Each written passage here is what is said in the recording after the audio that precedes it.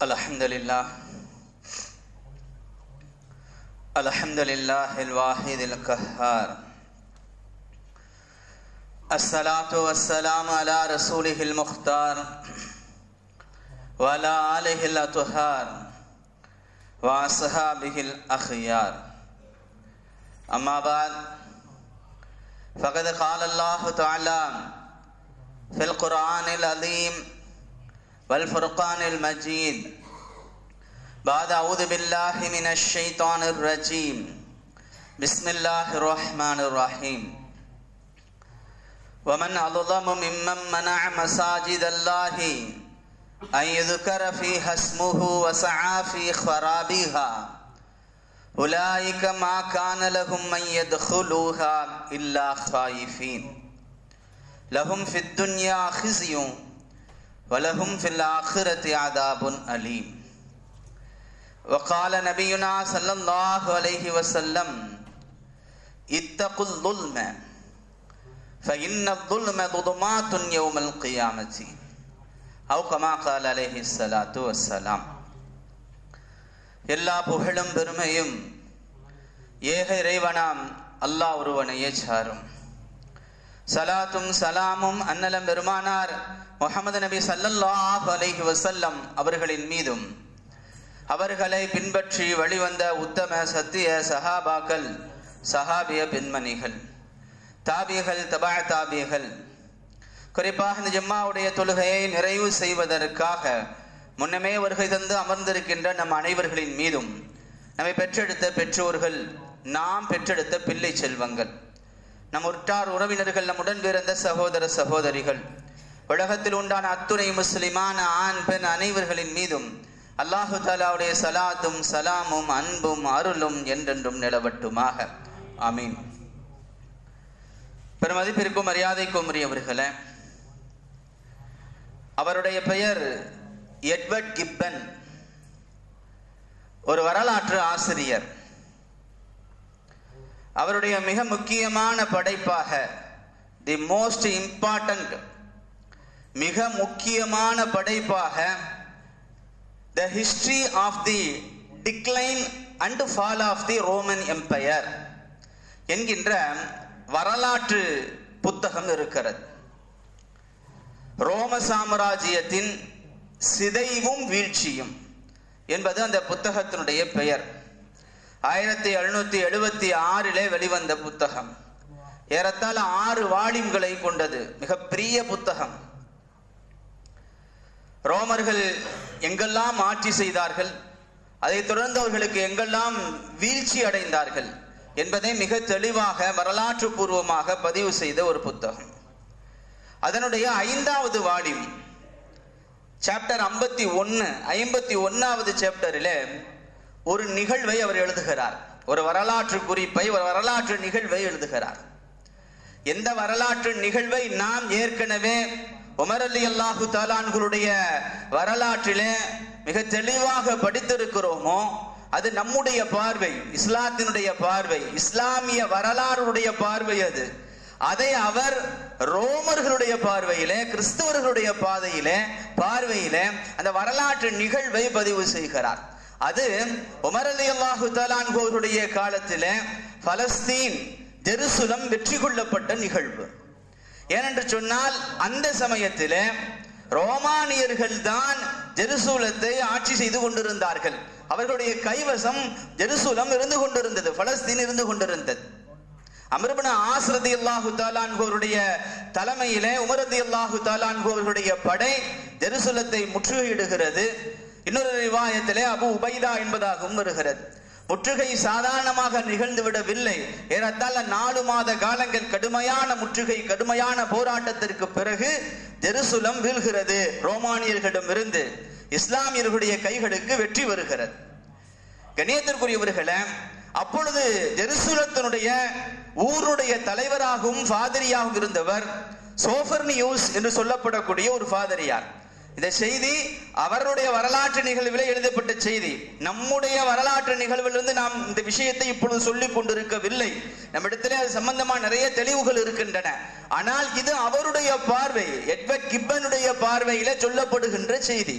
கணியத்திற்குரியவர்களே, சோபர் நியூஸ் Amr ibn As அவர்களுக்கு ஒரு கடிதம் எழுதுகிறார். எங்களை நீங்கள் வெற்றி கொண்டு விட்டீர்கள், ஆனால் எங்களுடைய இந்த வெற்றிக்குண்டான சாவியை, ஜெருசலத்தினுடைய சாவியை உங்களுடைய கரங்களிலே நாங்கள் தரமாட்டோம். அமீருல் மோமின் என்று சொல்லப்படக்கூடிய ஜனாதிபதியாக இருக்கக்கூடிய உமர் ரலியல்லாஹு தஆலா அன்ஹு அவர்கள் இங்கு வர வேண்டும், அவருடைய கரங்களிலே தான் நாங்கள் எங்களுடைய சாவியை ஒப்படைப்போம் என்று சொல்லிவிடுகிறார். இந்த செய்தி உமர் ரலியல்லாஹு தஆலா அன்ஹுவுக்கு செல்கிறது. அங்கு ஆலோசனை நடைபெறுகிறது. அலி ரலியல்லாஹு தஆலா அன்ஹுடைய ஆலோசனையின்படி உமர் ரலியல்லாஹு தஆலா அன்ஹு அவர்கள் அங்கிருந்து கிளம்புகிறார்கள். கணியத்திற்குரியவர்களே, பாலைவன பயணம், மிக கடுமையான பயணம் மேற்கொண்டு நீண்ட நெடிய பயணத்திற்கு பிறகு பலஸ்தீன் வந்து அடைகிறார்கள் உமர் ரலியல்லாஹு தஆலா அன்ஹு அவர்கள்.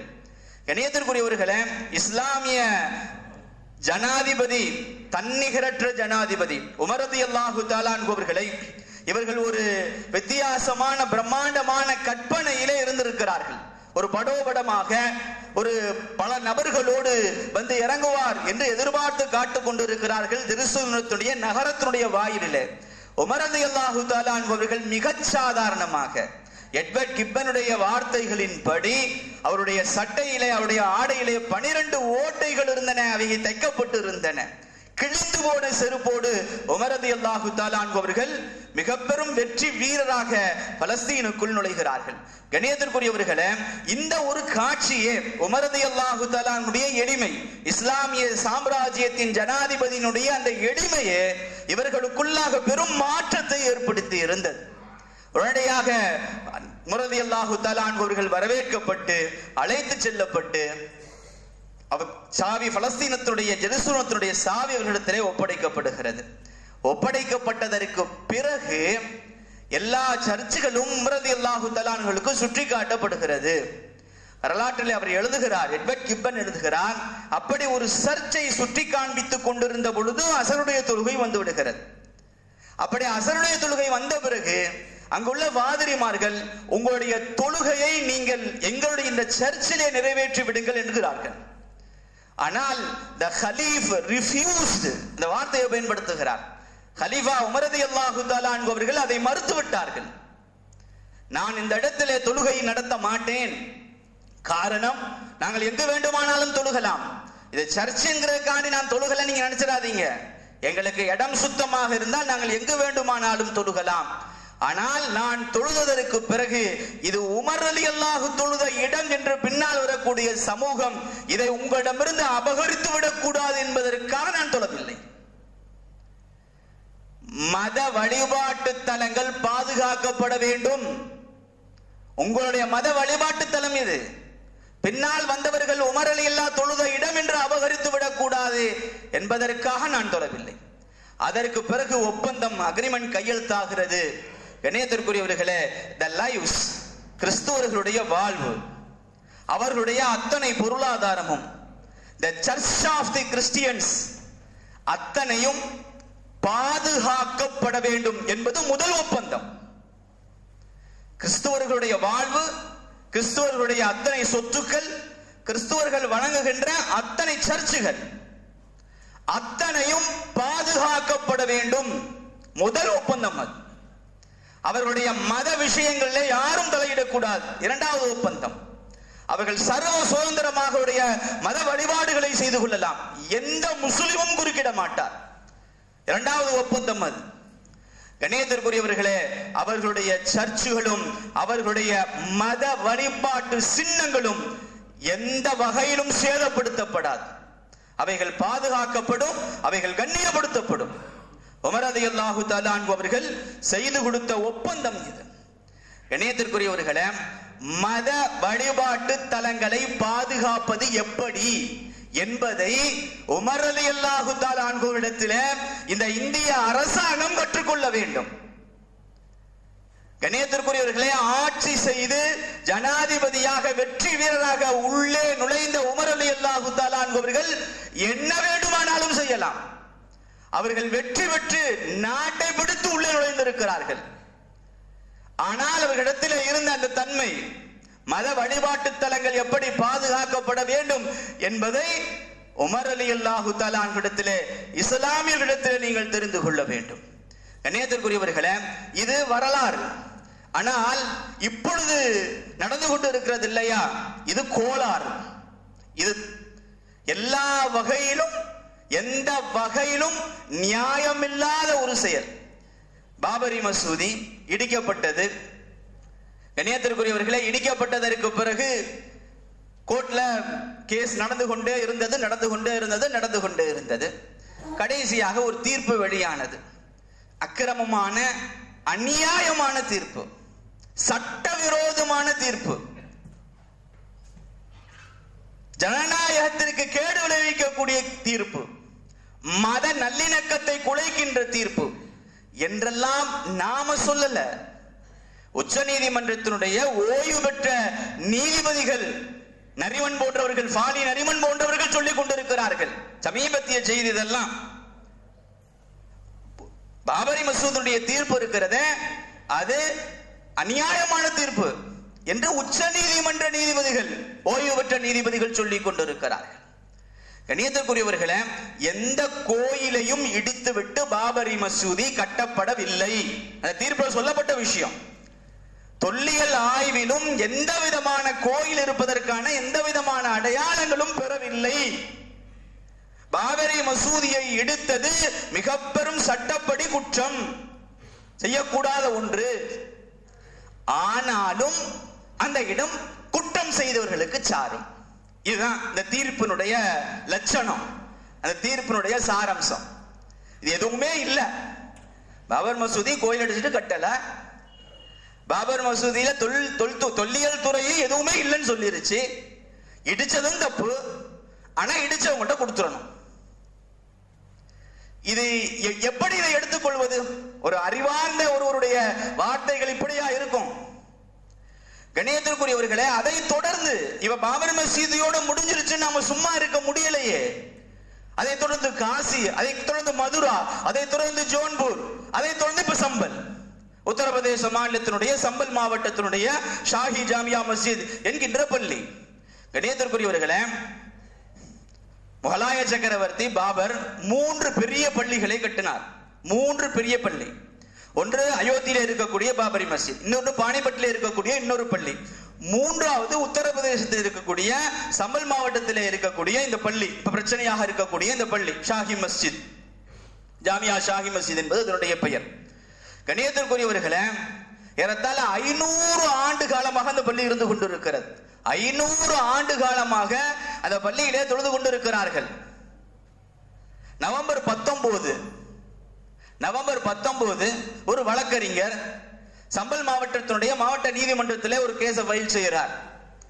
இந்த சம்பல் மாவட்டத்தில் இருக்கக்கூடிய அந்த பள்ளி ஜாமியா ஷாஹ் மஸ்ஜித் என்கின்ற அந்த பள்ளிவாசல் இருக்கிறது, அது ஹர் என்று சொல்லப்படக்கூடிய கோயிலுடைய பாதி இடத்தை அபகரிச்சு அதை இடிச்சிட்டு முகலாய மன்னர்களால் கட்டப்பட்டு இருக்கிறது அப்படிங்கிறத கோர்ட் ஆய்வு செய்ய வேண்டும் அப்படின்னு நவம்பர் 19 விஷ்ணு சங்கர் அப்படிங்கிற ஒரு வக்கீல் கோர்ட்ல கேஸ் போடுறார்.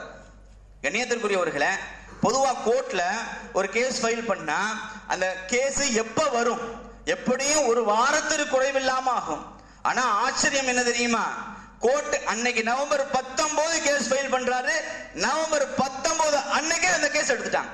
ஆதித்யா சிங் அப்படிங்கிற ஒரு நீதிபதி அன்னைக்கே கேஸ் எடுக்கிறாங்க, அதை விசாரிக்கிறாங்க. உடனே ஆய்வு செய்யணும்னு தீர்ப்பு. உடனே இன்னைக்கே போய் ஆய்வு செய்யுங்க. 10 பேர் கொண்ட குழு, ஒரு வக்கீல வச்சு அவர் மேல ஒரு குழுவை ஆரம்பிச்சு இன்னைக்கே போங்க, இப்பவே ஆய்வு செய்யுங்க. எல்லாம் மின்னல் வேகத்துல 19 கேஸ் ஃபைல், 19 கேஸ் எடுத்து 19 விசாரிச்சு உடனே இவங்களும் போயிட்டாங்க பள்ளிவாசல். அங்க உள்ள முஸ்லிம்களுக்கு என்ன நடக்கிறதுனே புரியல. திடுதப்புன்னு 10 பேர் வந்து நாங்க பள்ளிவாசல ஆய்வு செய்யறோம்னா என்ன ஆகும்? 10 நாளைக்குள்ள நவம்பர் 19 நவம்பர் 29க்கு நீங்க என்ன முடிச்சுட்டு எனக்கு சொல்லிடணும் அப்படின்னு இருக்கார் நீதிபதி. கண்ணியத்திற்குரியவர்களே, முதல் கட்ட ஆய்வு முடிஞ்சிட்டு போயிட்டாங்க. மக்களுக்கு ஒண்ணுமே புரியல, முஸ்லிம்களுக்கு என்ன நடக்குதுன்னே தெரியல. அடுத்து 24ஆம் தேதி 2ஆம் கட்ட ஆய்வுக்கு வரப்போகும்போது யாரும் அவர்களை ஆய்வு செய்ய விடக்கூடாது அப்படிங்கிற முடிவுல மக்கள் எல்லாம் ஒன்று சேர்ந்துட்டான். பெரிய கூட்டம், யாரும் உள்ள விடல. இப்ப காவல்துறை நீங்க கலைஞ்சு போங்கன்னு சொல்லுது, கேட்கிற மாதிரி இல்ல. பள்ளிவாசல் இல்லையா, உயிரை விட மேலானது இல்லையா, யாரும் அதை கேட்பா? உடனே துப்பாக்கி சூடு நடத்தப்படுகிறது. 5 பேர்கள் ஷஹீதாகி விடுகிறார்கள். பள்ளிவாசலுக்காக உயிரை நீக்கிறார்கள். பள்ளி பேர் எந்த காரணமும் இல்ல, பள்ளிவாசல் அபகரிக்க போறாங்களேங்கிற அந்த ஒரு கவலையில அதை விடாமல் தடுத்து நிறுத்த அந்த சமயத்துல துப்பாக்கி சூடு நடக்கிற 5 பேர் ஷஹீதாக்கப்படுகிறார்கள். காவல்துறையினுடைய துப்பாக்கி சூட்டின் காரணமாக 5 பேர் ஷஹீதாகிறார்கள். இது பல பேருடைய கேமராக்கள்ல தெளிவா பதிவாக இருக்கிறது.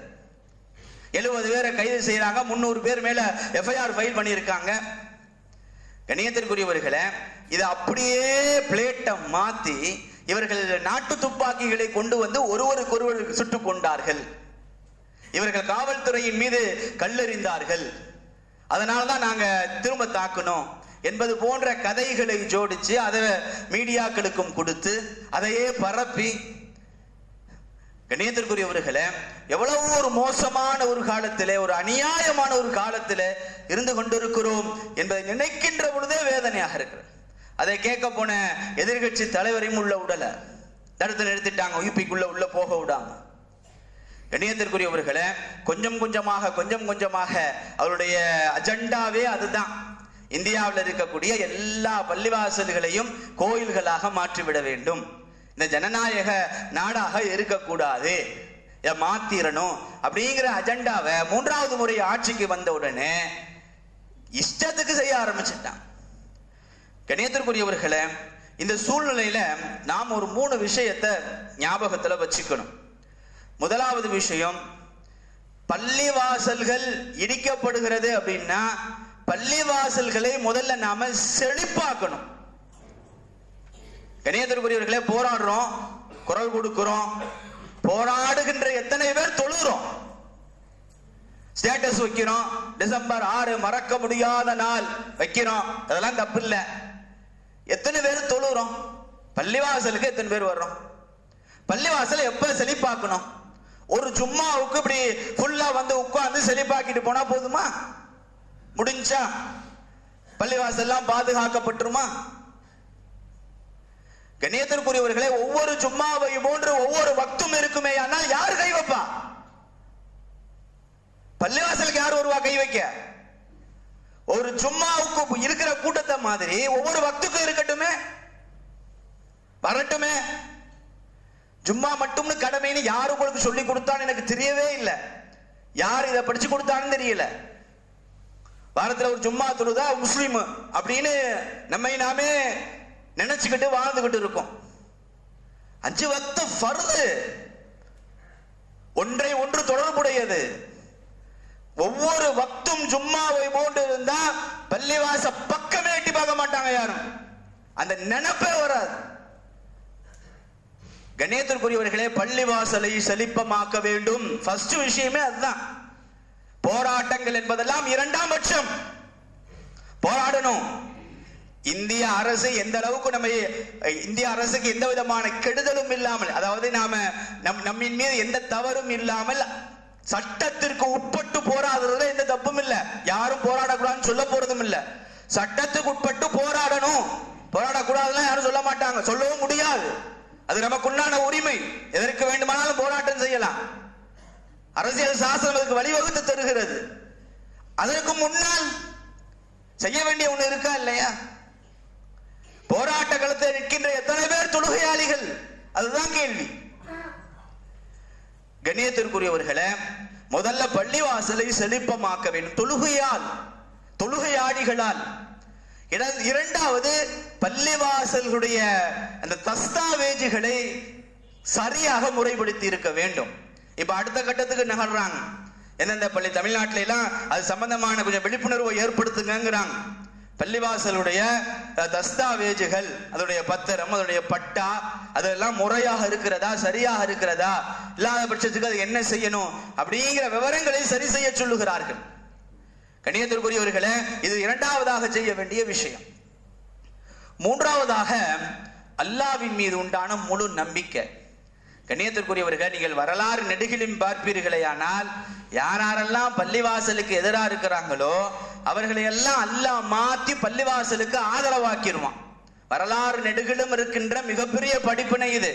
பாபர் மசூதியை இடித்த ஒருவர் பெரும் முஸ்லிமாகி நிறைய பள்ளிகளை கட்டி கொடுத்து கொண்டு இருக்கிறார் என்பது எல்லாருக்கும் தெரிந்த விஷயம். தெரியாம இடிச்சிட்டேன், அல்லாஹ்வுடைய பயம் அவருக்கு அதுக்கு பிறகு வருகிறது. உச்சியில நின்று முதலாவதாக கடப்பாரை எடுத்து பள்ளிவாசலுடைய மன்னாராவிலே குத்தியவர் பள்ளிவாசலுடைய அடித்தளங்களுக்காக பூமியிலே குத்தி கொண்டு இருக்கிறார். எக்கச்சக்கமான பள்ளிகள். கண்ணியத்திற்குரியவர்களே, கிபி 11ஆம் நூற்றாண்டு தாத்தாரிகள், செங்கிஸ்கானுடைய தலைமையிலே தாத்தாரிகள் என்று ஒரு கூட்டம் இருந்தார்கள். அவருடைய நோக்கமே இஸ்லாமியர்களை அழிப்பதுதான். இஸ்லாமிய நாடுகளின் மீது படையெடுத்து ஏராளமான பள்ளிவாசல்களை, ஏராளமான மதரசாக்களை இடித்து தரைமட்டமாக்கி, ஏராளமான குர்ஆன்களை எரித்து, கித்தாபுகளை எரித்து, அவர்கள் செய்யாத அட்டூழியங்களிலே தாத்தாரியாக்கள் என்பது அவர்களுடைய பெயர். கண்ணியத்திற்குரியவர்களே, அல்லாஹ்வுடைய நாட்டம் 40 ஆண்டுகளிலே அப்படியே மாறி போனார்கள். தாத்தாரிகள் அத்தனையும் முஸ்லிமாகி போனார்கள். எத்தனை பள்ளிவாசல்கள் இடிக்கப்பட்டதோ அதை விடவும் அதிகமான பள்ளிவாசல்களை கட்டக்கூடியவர்களாக ஆனார்கள். ஐரோப்பியாவில தாத்தாரிஸ்தான்ங்கிற ஒரு நாடு, குட்டி நாடு ஒன்று இருக்கு, சின்ன நாடு, தனி பிரதேசம். அவர்களுக்கு ஒரு தனி பிரதேசம் இருக்கிறது. கண்ணியத்திற்குரியவர்களே, அதில் முஸ்லிமாகி இருந்த அந்த தாத்தாரிகளை முஸ்லிம் மதத்தை விட்டு விடுமாறு ஐரோப்பிய அரசு கேட்டுக்கொண்டது. பெரிய சிரமத்தை உண்டாக்கியது, பெரிய கஷ்டத்தை உருவாக்கியது. கண்ணியத்திற்குரியவர்களே, அந்த தாத்தாரிஸ்தானுடைய முஃப்தி சொல்லுவார், இன்தஷர ஈமானுனா ஃபீ தம்மினா வ இலாமினா, எங்களுடைய ஈமான் எங்களுடைய ரத்தத்திலும் எங்களுடைய எலும்புகளிலும் கலந்திருந்தது. எங்களுடைய சட்டைகளை அவர்களால் கலட்ட முடிந்ததே தவிர எங்களுடைய ஈமானை எங்களிடமிருந்து அவர்களால் கலட்ட முடியவில்லை என்பார். அவ்வளவு ஈமான் பலம் உள்ளவர்களாக ஆனார்கள். தாத்தாரிஸ்தானுடைய தலைநகர் கசானாவிலே ஒரே ஒரு பள்ளி இருந்தது. இப்பொழுது 50 பள்ளி இருக்கிறது. தாத்தாரிஸ்தான் முழுவதும் ஆயிரக்கணக்கான பள்ளிவாசல்கள் தோன்றி இருக்கின்றன. இணையத்திற்குரியவர்களே, இப்படி நீங்கள் உலக நாடுகள் முழுவதும் எடுப்பீர்களே, ஆனால் சைனாவிலே பள்ளி கட்டுறதுக்கே அனுமதி கொடுக்காம இருந்தா பல பள்ளிவாசல்கள் உருவாகி இருக்கின்றன. கண்ணியத்திற்குரியவர்களே, அல்லாஹு தாலாவுடைய உதவி, நீங்கள் 10 பள்ளிகளை எடுத்தால் 1000 பள்ளிகளை இந்த பூமியிலே அல்லாஹ் உருவாக்குவான். லட்சக்கணக்கான பள்ளிவாசல்களை அல்லாஹ் உருவாக்குவான். வன்னல் மசாஜித லில்லாஹ், இரண்டால் பள்ளிவாசல்கள் அல்லாஹ்வுக்கு உரியவை. அல்லாஹ் நிச்சயமாக அவைகளை பல மடங்காக எடுத்துக் கொள்வான் என்பதிலே இருவேறு கருத்துகளுக்கு இடமில்லை. கண்ணியத்திற்குரியவர்களே, மூன்றாவதாக, இதை தாண்டியும் நீங்கள் தெளிவு பெறவில்லையானால், அல்லாஹ்வுடைய பள்ளியிலே நீங்கள் கை வைத்துக் கொண்டே இருப்பீர்களே ஆனால் அல்லாஹ்வுடைய எச்சரிக்கை மிக கடுமையாக இருக்கிறது. வமன் அظلم ممن منع مساجد الله أن يذكر فيها اسمه, அல்லாஹ்வுடைய வீட்டிலே, அல்லாஹ்வுடைய மஸ்ஜிதுகளிலே அல்லாஹ்வுடைய பெயரை சொல்ல விடாமல் யார் தடுக்கிறார்களோ அவரை விட அநியாயக்காரர்கள் யாரும் இல்லை. அல்லாஹ்வுடைய கடுமையான வார்த்தைகள் இதை. பள்ளிவாசல் அல்லாஹ்வுடைய பெயரை சொல்ல விடாமல் தடுக்கிறீர்களா? வஸஆ ஃபீ ஹராபிஹா, அவைகளை கெடுப்பதற்காக, அழிப்பதற்காக முயற்சி செய்து கொண்டிருக்கிறீர்களா? இவர்களுக்காக சொல்லப்பட்ட வாசகம் அது. கண்ணியத்திற்குரியவர்களே, இப்பொழுது யார் இந்த காரியங்களை செய்து கொண்டிருக்கிறார்களோ அவர்களுக்காகவே சொல்லப்பட்ட வாசகம் இது. இந்த பாசிசவாதிகளுக்காகவே சொல்லப்பட்ட வாசகம் இது. பள்ளிவாசலை இடிப்பதற்காக முயற்சி செய்து கொண்டிருக்கிறார்களா? லஹும் ஃபித் துன்யா ஹிஸியுன், அவர்களுக்கு உலகத்தில் அழிவு இருக்கிறது. லஹும் ஃபித் துன்யா ஹிஸியுன், அவர்கள் உலகத்திலே கேவலம் இருக்கிறது, அவர்களுக்கு உலகத்திலே அழிவு இருக்கிறது. வலஹும் ஃபில் ஆখিরাতি அதாபுன் அலீம், ஆখিরাத்தில் அவர்களுக்கு மிகப்பெரிய வேதனை இருக்கு. அல்லாஹ் தஆலா உலகத்திலும் கேவலப்படுத்துவான், ஆখিরাத்திலும் கேவலப்படுத்துவான். ஆனால் நாட்கள் கொஞ்சம் ஆகலாம், ஆனால் அழிவு நிச்சயம் என்பதிலே இருவேறு கருத்துகளுக்கு இடமில்லை. கண்ணியத்திற்குரியவர்களே, அல்லாஹ் தஆலாவிடத்திலேயே அவனிடத்திலே ஒப்படைப்போம். யா அல்லாஹ், இவைகள் எல்லாம் உன்னுடைய வீடுகள், உன்னுடைய பள்ளிவாசல்கள், அவைகளை பாதுகாக்கின்ற பொறுப்பை நீயே எடுத்துக் கொள்வாயாக. அதற்கு ஒரு சிறு உதவிகளாக எங்களை பயன்படுத்திக் கொள்வாயாக. வாஹிர் தஅவானா அனில் ஹம்துலில்லாஹி ரப்பில் ஆலமீன்.